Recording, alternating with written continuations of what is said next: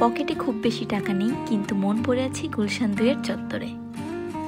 Hello everyone, আজকে share করব গুলশান 2-এর চত্বরে মন পড়ে থাকার কারণ কি। তাই আর দেরি না করে রাত 12টা বাজে চলে গেলাম গুলশান 2-এ।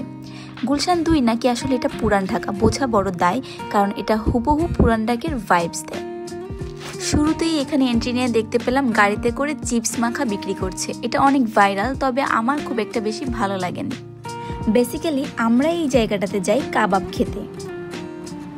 আমরা যাই আসলে চিকেন কাবাব খেতে, কিন্তু এখানে যাওয়ার পরে দেখি যে এখানে ফিশ কাবাবও রয়েছে, পাশাপাশি এই যে বিফ কাবাব হচ্ছে।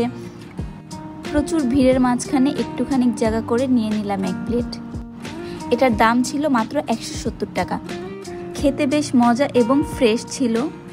আসছিলাম মূলত পেট ভরে কাবাব খেতে, কিন্তু পরে এখানে আসার পরে চিন্তা করলাম শুধু কাবাব কেন, সব কিছুই একটু একটু করে টেস্ট করা যাক। তাই চলে গেলাম একটা শর্মার দোকানে। আগের দিন চা খেতে এসে এই শর্মার দোকানের পাশে দাঁড়িয়েছিলাম, তখন এটা স্মেল পেয়েছিলাম এবং মনে হয়েছিল এটা অনেক মজার। একটা বিষয় বলে রাখা ভালো, এই জায়গাটা অনেক ছোট এবং এই জায়গাটাতে প্রচুর ভিড় হয়। যেমন মানুষের চাপ, ঠিক তেমনই রান্নাবান্নারও একটা চাপ আছে, তাই এখানে প্রচণ্ড গরম। আমি আসলে তাড়াহুড়া করে বের হয়ে গেলাম, যার কারণে হচ্ছে আমি আমার চুলের ব্যান্ড নিয়ে যাইনি, এবং আমি পোশাক যেটা পরেছি সেটাও একটু সিল্ক ম্যাটেরিয়াল ছিল, যার কারণে আমার প্রচণ্ড গরম লাগছিল। তাই আমি এখান থেকেই ফুলের মালাটা নিয়ে নিলাম। আর এই যে আমার বন্ধুকে বলতেছি যে তুমি তো দিলা না, তোমাকে আমি কিনে দিই। এরপরে এই মালাটা দিয়ে বুদ্ধি করে আমি আমার চুলটা বেঁধে নিলাম।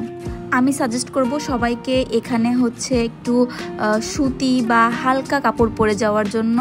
এখানে আসলেই অনেক গরম ছিল। আর একটা বিষয় হচ্ছে, এটা কিন্তু দিনে খোলা পাবেন না, এখানে হচ্ছে কি রাতেই আসর জমে।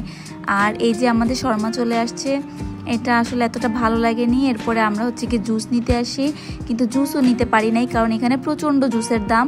একটা কাঁচা আমের শরবত ওরা 170 টাকা বলতেছিল। আর এই ফুচকার দোকানটা হচ্ছে ঠিক রাতের কাবাবের সামনে। উনি হচ্ছে আমাদেরকে যখন আমরা কাবাব খাই তখন চেয়ার দেয় নাই বসার জন্য, তাই আমরা রাগ করে চলে গেছিলাম। কিন্তু পরবর্তীতে আবার একটু মন চাইলো যে রাগ হয়ে কি হবে, যাই খাই, তো চলে আসলাম আবারও এখানে ফুচকা খাওয়ার জন্য। যে বিষয়টা আমি একটু আগেই বলতেছিলাম যে এখানে আসলেই প্রচণ্ড গরমের চাপ, তার কারণ হচ্ছে এই আগুনের তাপ।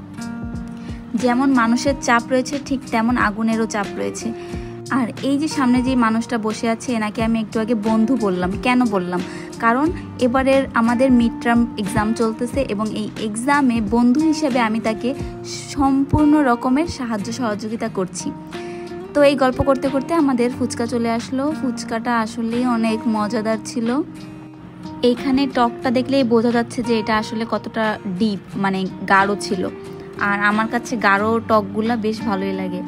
সিনেমাটোগ্রাফারের হাতে ফোন দিয়েছিলাম আমার একটা ফুচকা খাওয়ার ফুটেজ নিতে। এরপরে দেখলাম যে সে তার ক্রিয়েটিভিটি এখানে প্রকাশ করছে লাইটিং দিয়ে। আমার হেয়ার কালারগুলো অনেক সুন্দর লাগতেছিল। ফুচকাটা বেশ মজার ছিল, তবে আমি পছন্দ করি চটপটি, তাই আমি দেরি না করে মামাকে বললাম, মামা আমাকে একটা চটপটি দিয়ে দেন উইদাউট ডিম অ্যান্ড ফুচকা। চটপটিতে আমার আসলে চটপটি ডাবলিটাই বেশি পছন্দ, তাই আমি ডিম বা ফুচকা এগুলো অ্যাড করি না, শুধু টক ঝাল, মিষ্টি ঝাল আর হচ্ছে সালাদ দিয়ে অ্যাড করে খাই। এখানে চটপটির দাম ছিল 70 টাকা, আর আমরা যে ফুচকাটা নিয়েছিলাম ওই ফুচকাটার দাম ছিল 80 টাকা। এছাড়া এখানে দই ফুচকাও অ্যাভেলেবেল থাকে। এরপরে আমার অবশিষ্ট চটপটিটা এই অনাহারি নিজের মতো করে বানিয়ে খেয়ে নিল। চটপটি ফুচকা শেষ করে আমার কথা ছিল আমি হচ্ছে ফ্রুট আইসক্রিম খাবো, কিন্তু ফ্রুট আইসক্রিমটা চলে যায়, তাই আমি চলে আসি সাদিক এগ্রোতে এখানের এই বাদাম শরবতটা খাইতে। এটাই আমি ফার্স্ট টাইম খাচ্ছি এবং এটা অস্থির লেভেলের মজা, অনেক মজা এটা। আর এটার দাম ছিল 120 টাকা। রাতে আমাদের এই সুন্দর গল্পটা তৈরি করতে খরচ গিয়েছে মাত্র 540 টাকা। আজকে এই পর্যন্তই সমাপ্তি। রাতের এই সুন্দর আবহাওয়াটা উপভোগ করতে করতে এখন চলে যাচ্ছি বাসায়। আল্লাহ হাফেজ, বাই বাই।